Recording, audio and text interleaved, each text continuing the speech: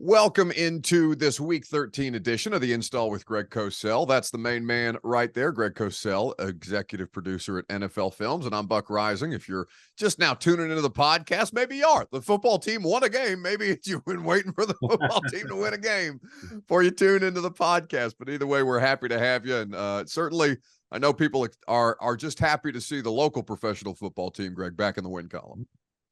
Yeah, it doesn't matter who the opponent is. You just want to win a game. That's how you've been around enough to know that changes the whole attitude for the week around the building and just with everybody involved, and it makes the team feel right or wrong. We don't know till the next game that hey, maybe we can win some games now.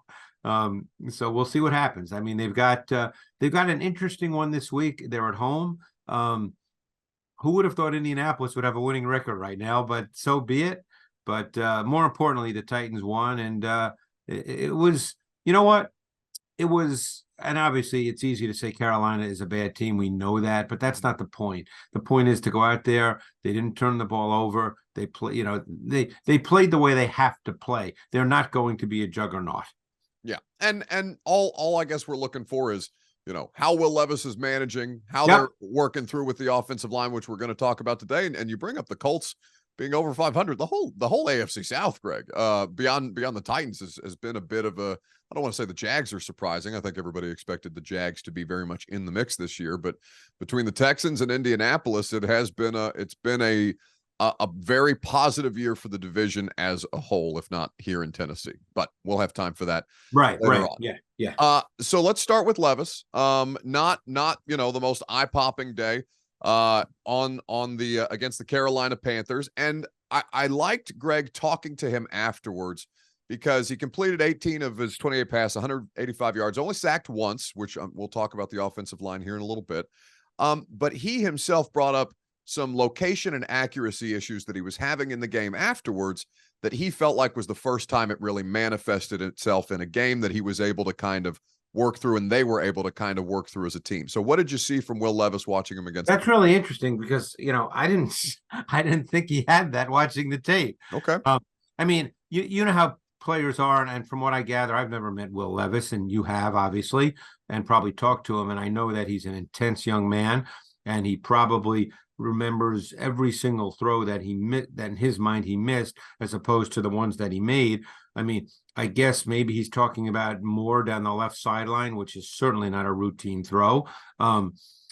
He's probably talking about the crosser to Hopkins, which kind of hit Hopkins inside hand. It was not a precise throw, but one could argue it was catchable. The one he threw to Phillips, I don't believe that was a bad throw. I think when he turned it loose, the defender, and I forget who the defender was right in his line of Phillips. So I don't know what throws he's talking about, because I think he was actually pretty good in this game and actually made some outstanding throws.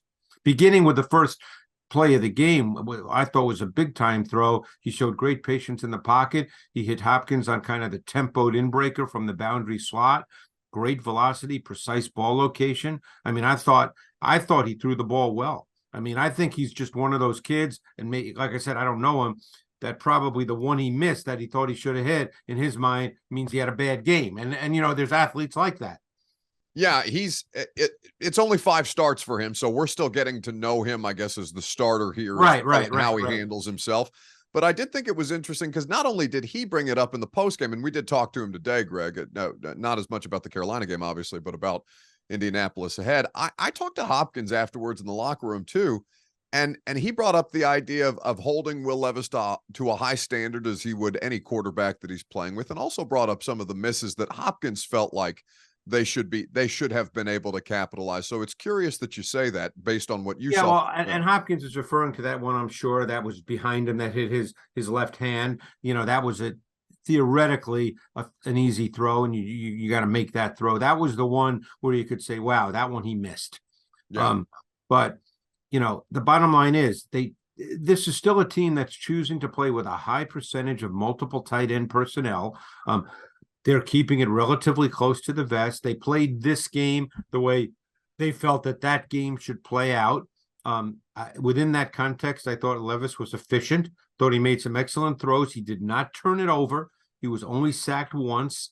I mean, to me, that's the first step in his development. And with each week, depending on the opponent and the game flow, you look to add to what you ask of him. But I have to tell you, I didn't think he had ball placement issues. I mean, you could always pick out. He dropped back, what, 29 times because he was sacked, or maybe I don't know if he ran. I can't remember. Did not run in this game, 29 dropbacks. All right, so 29 dropbacks. So, if you're not precise on 3 of them, I don't really look at that as a ball placement issue. But I guess maybe he thinks it is, and it sounds like Hopkins does, but I didn't see that watching the tape. Well, I think that's, it's always good to get that perspective, and maybe they felt differently. This was immediately after the game on Sunday, and I know they look at the iPad and stuff, or the Surface and stuff like that after drives. I'll tell you one play that I think he is a learning play for him. I think the incompletion to Spears on 3rd and 4 late in the second quarter when Spears, got hit hard by the safety Woods. Yeah. Levis was under a little pressure from Burns, who won on an inside spin move versus Radens. And I think that was a college throw. He threw that with too much air. In the NFL, safeties cover ground a lot more quickly than they do in college. And I think that throw, it didn't need to be a drill strike, but he left too much air under that throw, and that should have been a completion, and it should have been a pretty big gain. But because of the way in which he threw it, Woods, the safety, was able to get there and lay Spears out, unfortunately, and it resulted in an incompletion. I thought that was a learning throw for Levis, that, you can't just lay that stuff out in the NFL. He could be speaking to a play like that as well. It wasn't an inaccurate throw. It was just the wrong kind of throw. Yeah, and fortunately, Tyjae Spears, tough dude, Tyjae Spears came back in and did finish the game after that hit. But I mean, there were other throws. He hit a 19-yarder to Hopkins to start the second, third quarter possession. It was an out cut. He put it right on him.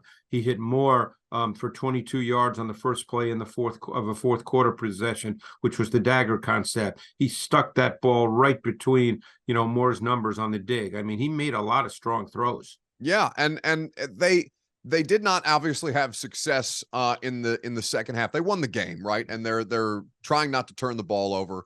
And people here, Titans fans here, I think a little antsy about Will Levis and the Titans offensive coaching staff here, maybe playing to a degree conservatively, or coaching to a degree conservatively. But I wanted you to be able to articulate that, Greg, because I know you're going to see that differently. They're playing to their offensive line, Buck. I mean, you don't want to be ahead in a game like that and then have your quarterback drop back, and all of a sudden you're not protected, and there's a fumble, or there's a big, an 8-yard loss. You're just trying to stay relatively ahead of the sticks to some degree. A 3-yard gain or a 2-yard gain is better than an 8-yard loss.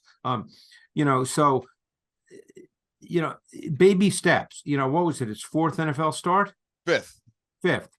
Baby steps. Obviously Duncan was the left tackle and Radens was the right tackle. Okay. Duncan, he had some issues. I thought later in the game, he looked a lot better. I thought he had some strong reps later in the game. I thought that on that 22-yarder to Moore that I mentioned on the dig ball on the first play of the fourth quarter possession, I thought he had a really good rep on Burns. I thought it was his best one-on-one rep of the game. Really good. And I thought Radens had a really good rep on Wormley. Now, Wormley's not a big-time pass rusher. Burns is. Duncan had another really strong rep on that incompletion I mentioned to Phillips in the fourth quarter. That one, for whatever reason. See, there's reasons why throws are off a little. And on that one, Levis rushed his lower body mechanics and didn't throw with a firm base and the necessary balance. So he put the ball a little too far out in front of Phillips, but when Levis turned it loose, the linebacker Jones was even with Phillips. So there was no clean passing lane, and the last thing you want to do there is throw a pick. You're winning. Yeah. So, I didn't view that as an, oh my God, what a bad throw. But the point I'm trying to make is Duncan, that was another strong pass protection rep versus Burns. So I thought Duncan settled in a little bit as the game progressed, and now you hope he just continues to settle in a little more. It was as far as like the pressure that Titans quarterbacks have been under, it was one of the better performances that this offensive line group has had. And again, we preface that by saying this is the 8th different combination of offensive linemen that they've trotted out this year with, as Greg mentioned, Duncan at left tackle and Radens at right. I thought it was interesting, Greg, talking to Duncan afterwards, because some of the issues that Andre Dillard has experienced, we talked about it late with his hands, and it allows the defensive lineman to get into his chest a little bit. Dillard had pointed some of that out to Duncan, he was saying, throughout the course of the game, and Duncan was able to try and make some of those corrections. I also liked his finish and, you know, how comfortable he was throwing his size around out there, because he's obviously a large man. And he had those issues early on with his hands. He was getting beat, you know, his hands were not working the way they should have been working, and he got shoved back into the pocket a number of times. But, you know, Levis also has such a quick, compact delivery that there were times when it looked like, you know, Duncan had a bad rep and Levis got rid of the football. Yeah. So, you know, that's a factor as well. But no, overall, you know, let's keep in mind this team, we're being honest, they're not very good overall. The record tells you that. So it's baby steps right now. You know, I know fans want it to be great. That's why they're fans. That's the whole point, but we know that. And that's fine. No argument there. You know, I mean, you talk to fans every day. No argument there at all. But, you know, at this point, it's baby steps. They're playing a rookie quarterback behind an offensive line that, to be nice, is a major work in progress. And, you know, they can't really run the ball with any kind of great consistency. You know, they stayed with it because the game allowed them to. And Henry had a couple of runs in the fourth quarter that gave him, you know, 75 plus yards for the day. But overall, they're not running it great either because the O-line's not great. So baby steps, you know, let's keep it all in perspective. The context for this particular football team is as important as it's ever been. Absolutely. Right. So now Indianapolis coming to town. Titans have only played 2 divisional games on the year, and this will be their third, the second against the Colts. This was the game that Anthony Richardson got hurt in and ultimately was shut down for the season after the fact. This franchise fears Gardner Minshew. Greg, every time Gardner Minshew is back there at quarterback, and there's some kind of complex with Titans fans and backup quarterbacks anyway, Greg, that some psychologist will have to solve later down the road. But Gardner Minshew in this offense, it looks like they've been able to keep him on time, keep him in rhythm.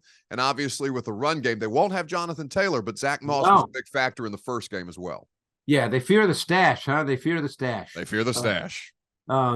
Yeah, when you look at this offense, they rarely attack vertically. You know, they don't really throw the ball down the field. Now Minshew does not have a big arm, but they rarely throw it down the field. They throw a ton of in-breaking routes. That's kind of their foundation. Glances, seams, digs. They work inside. They try to create separation versus man with crossing routes. This past week, they really had a big RPO game, whereas they hadn't had one in previous weeks, but they did this past week. He plays in the gun. He's rarely under center. And there's no question, and we know this about Minshew, he's a gunslinger. He has no lack of confidence. He's going to try to make tough, risky throws at times. And at times he puts the ball in danger. He's always been like that, you know, which is why every once in a while when he's had a chance to start and people get excited about him, but then he has one of those 3 interception games where, you know, you just say, Gardner, you can't really try to make those throws. You know, and I like the smile on your face when you're, when you're saying it. I appreciate it, little guy, but you know, he's up one time or two. Yeah, it's funny because I had a chance to talk to 2 coaches, not this week, you know, just when I talked to coaches, you know, all through the years. Sure. Both who coached Gardner. One loved him, and the other couldn't stand it. And not as a person. I'm talking about as a player. Yeah. And, you know, I find that stuff so fascinating because, you know, obviously coaches see, if you're an offensive coach, an offensive coordinator, and that's what these guys were, you know, they see a quarterback through the eyes of their offense. That's the way it always works, you know, because, you know, most coaches, they have a philosophy, they have an approach. Yes, do some guys adjust it based on their talent? Of course, to some extent they do, but most have some kind of overriding philosophy. Mm-hmm. So, you know, if you talk to an offensive, like if you talk to Mike Martz, he's not coaching anymore, obviously, but he has a philosophy of how he wants his pass game to look and to work. That's probably going to be different than John Gruden's philosophy of how he wants his pass game and his offense to work, because they come from different schools of offense. Right. So when they look at a quarterback, they see it within their offense. I mean, I remember having a great conversation with Kurt Warner, and he played in the Mike Martz offense, and we were talking about college quarterbacks. We go over this every year, Kurt and I, watching college quarterbacks, and he says, hey, you got to remember, I'm looking at quarterbacks through the way I was coached. He knows that, so everybody sees it through their offense. So that's why with quarterbacks who are obviously not super talents, because Minshew was not a super talent, so that's why different coaches see him differently. So that game is going to be at Nissan Stadium. Titans have not lost it. They've lost a lot of games this year, but they haven't lost one at home. So we'll see. You know what? I'm not a predictor of games, and I'm not predicting. I think this game is going to be a really tight game. I mean, look, Indy has played really well. Shane Steichen has done a great job. They're 6-5 without their starting quarterback, with a quarterback most, even if you like him, would say is a backup. Mm-hmm. And they've won some good games, some tough games. Their defense is a lot better than people might think. Although they do play on the outside guys that theoretically you think you could do some damage against. But when all's said and done, I think there's going to be a pretty tight game. That's all you can hope for at this point, and we'll see how the young quarterback Will Levis manages an opportunity to go up against a team that he thought might draft him. We talked to him today in the but I mean, look, just to wrap up and sort of give the world view, the macro view here. I think what we've seen from Will Levis has been positive. I mean, I don't know. Again, I never know what people expect. I do this for a living. Hey, have I been wrong on quarterback? Sure, everybody's wrong on occasion. But I think that given where he was drafted, the way a lot of people thought of him, I watched him on tape. Obviously, his last 2 years in college, I think you couldn't have really asked for more. I mean, he's not turning the ball over. He's not making a bad decision. I think he had one bad decision in this game, and it could have been picked, and it wasn't. But other than that, he's not really making bad decisions. He's not putting the ball in harm's way. When you're down in the fourth quarter and there's 3 minutes to go and you throw a pick, particularly if you're down by more than one score, that's not a bad decision per se. At that point in the game, you just got to try to make a throw. Yeah. But he's not this week. The one sack. I think we're moving in the right direction, which of course is not to say that there's not going to be a hiccup. That could easily happen. It could happen any given week. It depends on the flow of a game. But I would say overall, we're moving in the right direction here. And talking to his coaches throughout the course of this now, the better part of the month that he's been the starting quarterback, they seem very pleased with the incremental progress that he is making, given the circumstances that he's up against, which is the context that we're all, keeping in mind with him right now. I mean, look, nothing against Westbrook Ahini or Kyle Phillips or whoever they're putting out there. But at the end of the day, when you're really, if you want to be honest based on tape, and I hope that's people understand that's the way, and anything I say is based on that. Right. You really have one quality wideout. The other guys are, in an ideal world, a Westbrook Ahini would be a 3, maybe a 4. Could Kyle Phillips be a nice slot depending on the team he's on? I believe he can, but certainly he's not there yet. We have no idea what Treylon Burks is. No idea. We like his talent. We have no idea what he is as an NFL receiver. So given all of that and the offensive line, and we're not sure yet just because of the nature of the offense what Chig is. I think he's got a lot of talent, but we're not sure yet. So given all that, what you're, at minimum, you're just hoping that Levis doesn't turn it over and be the reason you lose the games. Yeah, and certainly that's not been the case when he's been out there, other than when they're in obvious passing situations. He's just trying to make a play at the end, and we've seen that a couple of times, whether that's Pittsburgh or Tampa Bay. Great games on the schedule for this week 13. I know the matchup show has to be excited to break some of these down. Broncos Texans, Greg. I know that's thought that. We were actually opening the show with that game. Who would have thought that? I'm raising my hand, not me. Nobody could have convinced me in any world that the Broncos would have been winners of 5 straight games and that the Texans would be in this position. Which I believe the Broncos have now the longest winning streak in the AFC. That's the NFL, Greg. I mean, honestly, if ever there was a way to articulate it. Obviously, our big game in part 4 is going to be San Francisco at Philly. That's I think that most of the nation will be tuned into that one. Indeed. But with some other interesting ones. I mean, I'm curious to see Kansas City at Green Bay. I think Jordan Love is another guy, incremental progress, looking good. You know, in some ways, you could argue that Levis and Love, I don't want to say they're exactly similar, but, you know, because Love, I know he's been in the league for 3 years, but when it's your first year as a starter, and don't forget, he's playing with 2 second-year receivers and 3 rookie receivers and 2 offensive tackles that were not their starting tackles when the season began. You know, all this stuff has to be factored in. Yeah, and certainly for you can't find out about these guys for obvious reasons until they get these kind of reps to put onto tape to find out the different areas where they may be making progress, areas that they may need to improve. There's no way to replicate these game reps that Love and Levis are getting. A final point. I mean, you don't want this to happen, but it's going to. In some ways, you're not going to find out about Will Levis until he throws 3 picks and he's the reason they lose. And because then he has to come back in the building on Monday or whatever day, you know, however it works. Every team's different. And every guy on the team, all the veterans are looking at him. Okay, how are you going to act now? You know, DeAndre Hopkins is looking at him and like, okay, you know, little man, how are you going to act right now? You just threw 3 picks and you weren't very good yesterday. I want to see how you're going to act now, because that's when you find out about it. They have to play every week and go through all this stuff. Yeah. And that's what makes it fun. I think at this point, for a team like the Titans and like the Packers, a couple of teams in this situation, certainly in the NFL this year. And I think that is as enjoyable for us who are watching these players and looking to see that as anything else. And of course, you know, I'd like to see a little more points too on Sundays, but that's fine. I'm good with baby steps, Greg. I'm good with baby steps. The NFL matchup show, set your DVR, catch it on Sunday mornings early. You can get it on ESPN Plus on demand. It's a great way. It's the best way to get you ready for your NFL Sunday. And I know Greg and Sal Pal and Darius are going to do a great job breaking down this week's slate as well. Buddy, always good to chop it up with you.